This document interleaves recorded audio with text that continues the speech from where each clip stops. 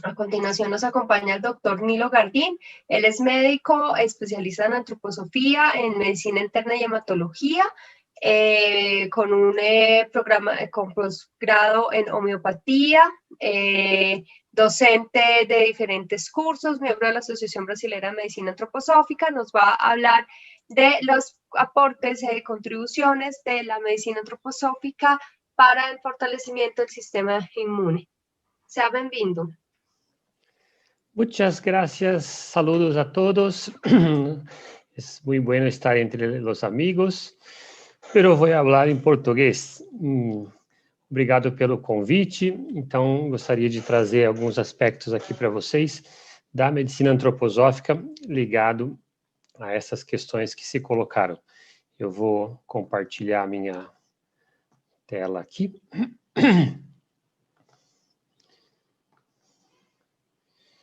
Creio que já está projetado, né? Então, o tema são as contribuições que a medicina antroposófica pode trazer para esse entendimento, perdão. Já foi apresentado aqui meu currículo resumido, só quero destacar que eu não tenho conflitos de interesse. Já foi colocado aqui, não vou entrar em repetição, em detalhes, sobre todas essas intervenções para o fortalecimento do sistema imunológico, apenas citar aqui também isso no âmbito da medicina antroposófica, são temas muito importantes, né? Como os hábitos de vida, gerenciamento do estresse, alimentação, pré e probióticos, atividade física, e vamos aqui trazer algumas questões específicas como contribuições da medicina antroposófica. Já foi dito antes pelo Ricardo Gelman, essa definição de sistema imunológico como aquele que reconhece a mim mesmo, né, meu self, o que é próprio de mim, e o que não é próprio, as qualidades estranhas, não self, ou não eu, que precisa morrer, que precisa ser impedido de penetrar. E isso, no âmbito da medicina antroposófica, está como uma expressão da organização do eu ou da nossa individualidade, aquilo que na hierarquia da composição do ser humano ou da constituição do ser humano é o mais alto dentro dos constituintes.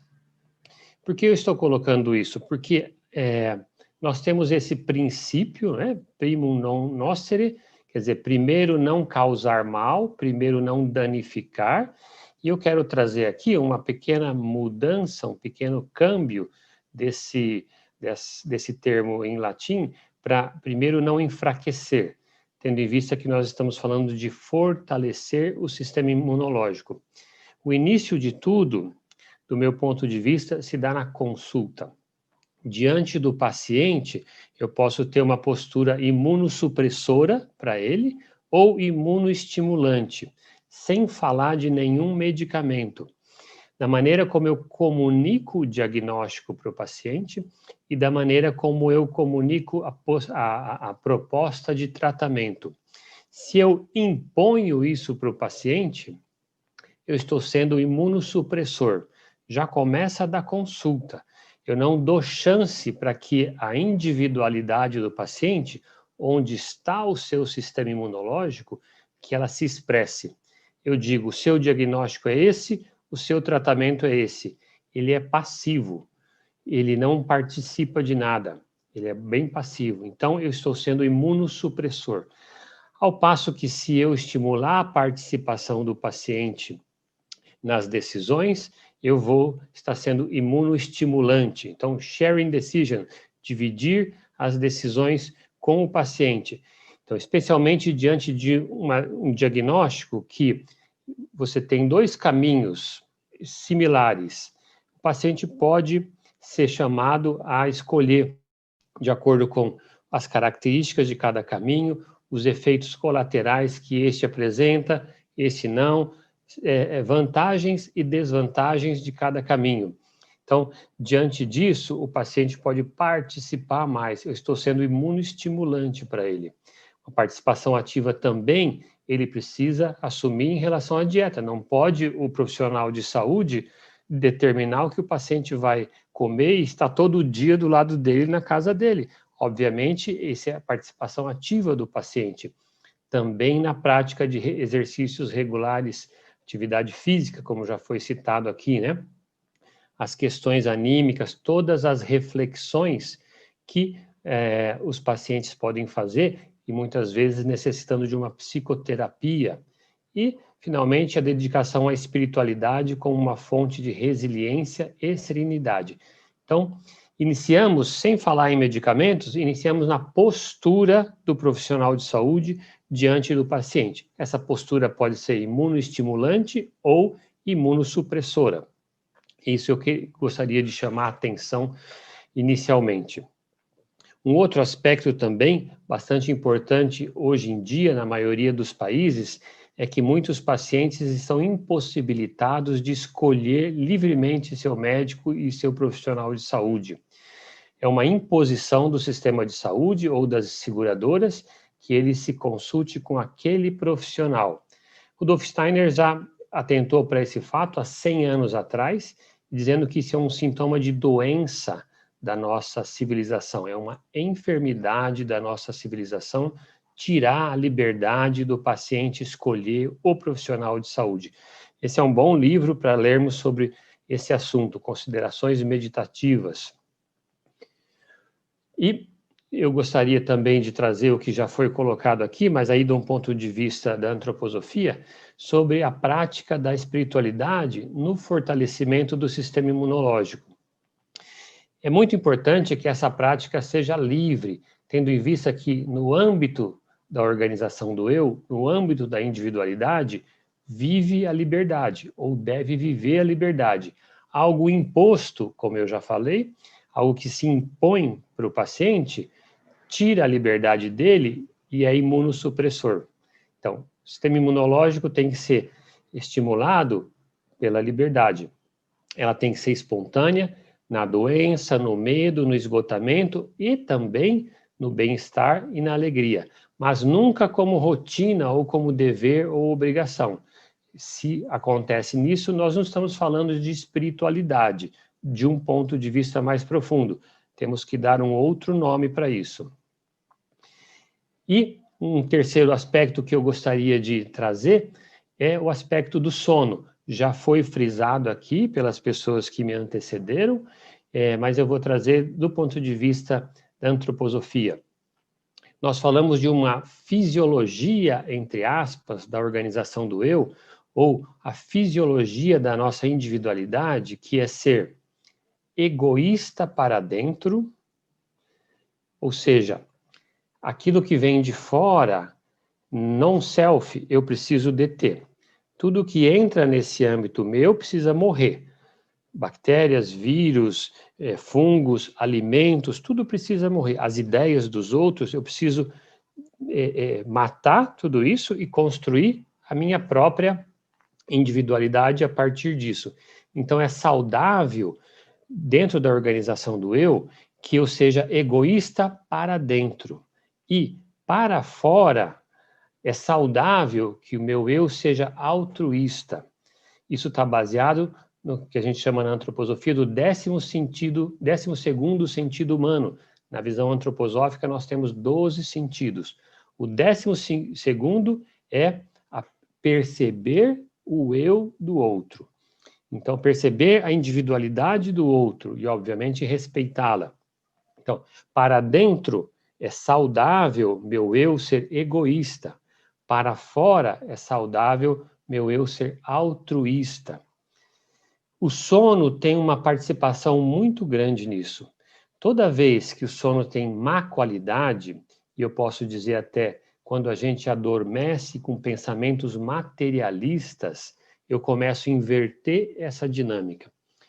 Pensamentos materialistas não é só dinheiro, são todos os pensamentos que me prendem à terra. Porque no sono eu preciso me desprender. Então, se os pensamentos me trazem para a terra, eu tenho um adormecer de qualidade ruim e eu começo a inverter a minha dinâmica. Eu passo a ser egoísta para fora, altruísta para dentro. Egoísta para fora, no relacionamento com o outro. Altruísta para dentro, nos vírus, bactérias, fungos e tudo que pode entrar sem a devida proteção, sem o devido limite do sistema imunológico. Então, sono é fundamental para o sistema imunológico, não só na quantidade, mas nesse aspecto qualitativo, muito difícil de se quantificar, que é o aspecto qualitativo de como eu adormeço. Então, a gente chama de higiene do sono, algo que eu tenho certeza absoluta que todos vocês fazem. Não adormecer logo depois de ver o celular, a televisão, o computador e sem discussões. Quer dizer, ter um adormecimento tranquilo, esse período de meia hora, 1 hora antes de dormir, todos esses cortes aí a gente precisa fazer. As músicas que relaxam, as orações, a meditação, técnicas de relaxamento. Na antroposofia, a gente estimula muito que se faça o exercício da retrospectiva, ou seja, eu rebobino, entre aspas, minha fita, desde a hora que eu fui dormir até a hora que eu acordei. Eu vou para trás, sem me deter em nenhum evento. E, se possível, adormecer antes das 23 horas. A gente sabe que isso tem uma implicação na síntese de melatonina e outros aspectos. Então, higiene do sono é fundamental. E esse aspecto que eu disse, que é adormecer sem os pensamentos materialistas, ou seja, sem aquilo que me prende à terra. Senão eu começo a inverter essa fisiologia do eu de ser normalmente altruísta para fora, egoísta para dentro. E um aspecto que foi lembrado agora há pouco no chat pelo Dr. Paulo Roberto Folkman, amigo nosso lá do Rio Grande do Sul, que é médico antroposófico também, que o calor está muito relacionado ao sistema imunológico. O calor físico, a gente sabe que a febre é um grande estimulante do sistema imunológico, dentro de alguns limites, né, obviamente, mas a gente considera muito saudável que, eventualmente, as pessoas passem por eventos febris. No aspecto anímico, esse calor tem a ver com os relacionamentos afetivos sociais, e no âmbito espiritual, o calor do relacionamento consigo mesmo e com o mundo espiritual. Então, são esses aspectos que também ajudam no fortalecimento do sistema imunológico. E agora eu quero trazer para vocês uma questão bem atual e, do meu ponto de vista, os organizadores deveriam se ater para esse aspecto. Quando a gente fala em relação ao Covid-19, fortalecimento do sistema imunológico, minha sugestão é que não seja fortalecimento do sistema imunológico quando a gente vai abordar o Covid, mas sim fortalecimento da vitalidade. Porque se olhamos os grupos de risco para o Covid, não é exatamente pessoas com com o sistema imunológico fragilizado, mas com a vitalidade fragilizada. Nós sabemos que os recém-nascidos têm o sistema imunológico imaturo. Eles não estão no grupo de risco de Covid-19, porque eles têm muita vitalidade. Então, minha proposta, minha sugestão é que nós falemos de fortalecimento da vitalidade. E também um outro aspecto, as medicinas vitalistas não podem negar sua origem. Esse sistema imunológico aqui é uma contaminação da biomedicina. Nós deveríamos falar de vitalidade. Esse é o nosso foco, essa é a nosso DNA, para também me contaminar pela biomedicina, né? Dentro do nosso âmago estão os aspectos vitalistas, né? Então, o que a gente poderia fazer em relação ao Covid-19 do ponto de vista antroposófico e por que a gente chegaria num determinado medicamento? Então, eu tenho uma proposta racional, porque a medicina antroposófica, diferente de outras medicinas, ela se desenvolveu nos últimos 100 anos, uma época em que o pensamento humano já está racionalmente estruturado.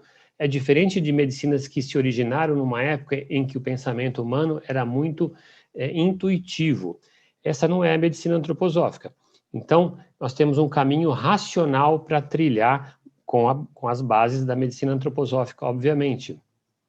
Nós temos, do ponto de vista antroposófico, 4 reinos, e sabemos que os medicamentos que provêm do reino mineral atuam eu não tenho tempo aqui de definir cada uma das organizações, mas os medicamentos minerais atuam via organização do eu. Por exemplo, Aurum Metallicum D30, ele age através da organização do eu. Uma planta medicinal age através da nossa organização anímica. Um medicamento de origem animal através da organização vital. E, por exemplo, uma transfusão de sangue, que é um medicamento humano, age na organização física. Se a gente conhece o COVID, já foi definido aqui antes, a gente vai ver que, especialmente naquela fase hiperreativa, nós temos a nossa organização anímica atuando excessivamente e colocando em risco a vida do paciente. Então, olhando por esse ponto de vista, seria adequado que elegêssemos uma planta medicinal como remédio único para o COVID-19, como tratamento etiológico. Dentro dos 4 órgãos cardeais que a antroposofia considera, qual seria, onde agiria um medicamento, uma planta medicinal, no tratamento do COVID? A gente sabe, obviamente, que é uma doença primariamente pulmonar, mas olhando os grupos de risco, como eu falei, vitalidade diminuída, então isso recairia sobre o fígado, sede da vitalidade do ponto de vista antroposófico. Então, uma planta medicinal com ação no fígado.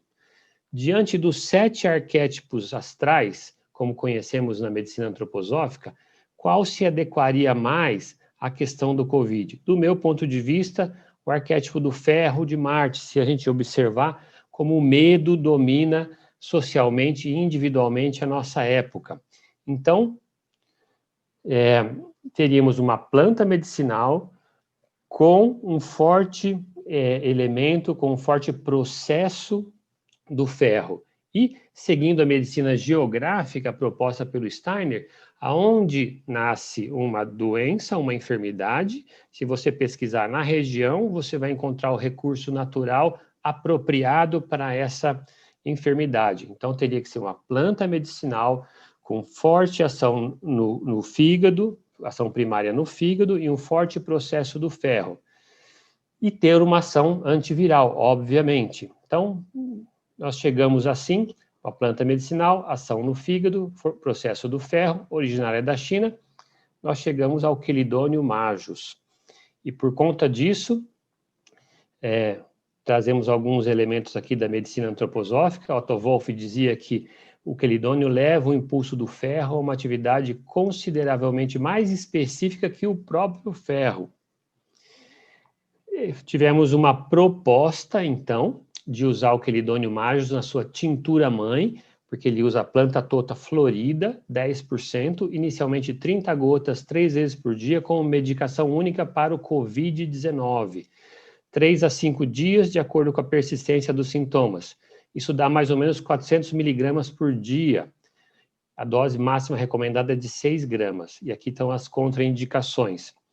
Junto com a amiga Anne Jaqueline Braga, de Aracaju, nós encaminhamos para publicação, já faz 3 meses, os primeiros 20 casos que nós tratamos com Covid-19 com o Chelidonium majus como único remédio.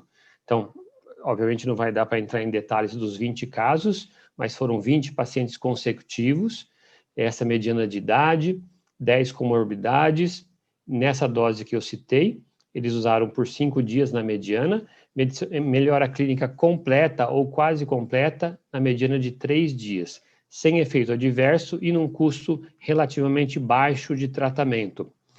Depois disso, depois dos 20 casos, vieram mais cerca de entre 20 e 30 casos, e aí incluíram casos graves, moderados e graves.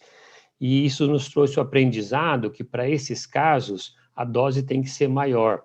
40 gotas, 4 vezes ao dia por 7 dias. Então, a partir dos primeiros casos graves, nós passamos a tratar os pacientes com essa dose, aproximadamente 800 miligramas por dia, ainda longe da dose máxima. Essas são as contraindicações. E existe grande evidência na literatura do efeito antiviral do quelidônio, tanto que ele é tradicionalmente usado nas verrugas, por ação antiviral. Então, essa foi a nossa proposta de tratamento, que até o momento tem sido muito bem sucedida. O que não está bem sucedido é a velocidade da publicação do nosso artigo, ainda muito demorado, já faz 2 meses e meio que está na revista que nós submetemos agora. E passou mais 1 mês e meio na outra revista que tivemos problemas com eles para publicação. Então, essa é a nossa sugestão, baseado nesse pensar racional da medicina antroposófica em relação ao COVID. Eu só vou citar aqui de passagem o Viscum-Albo, mas, como já foi dito anteriormente, ele pode ser uma arma para estímulo do sistema imunológico, mas, novamente, a questão não é estimular o sistema imunológico, a questão é estimular a vitalidade. Se na segunda fase do COVID nós estimularmos o sistema imunológico, nós vamos prejudicar o paciente. Naquela fase hiperreativa, o paciente precisa de cortisona, ele precisa deter o sistema imunológico dele. Então, existe uma diferença conceitual aí. As pessoas que se interessarem pelo uso do Viscum-Albo ou pela leitura, no site da nossa revista, que é aberto, existe uma boa publicação em 2017, uma revisão dos estudos clínicos do Viscum-Albo.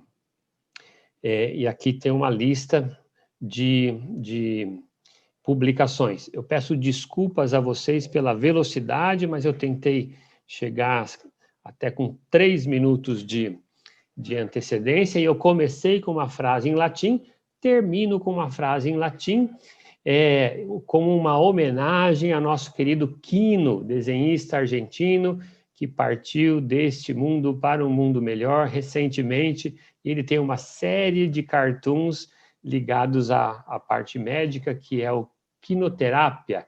Sensacional. Então, obrigado pela atenção de vocês. A gente tem um tempo agora para dedicação às perguntas, às sugestões, às críticas. Obrigado a todos.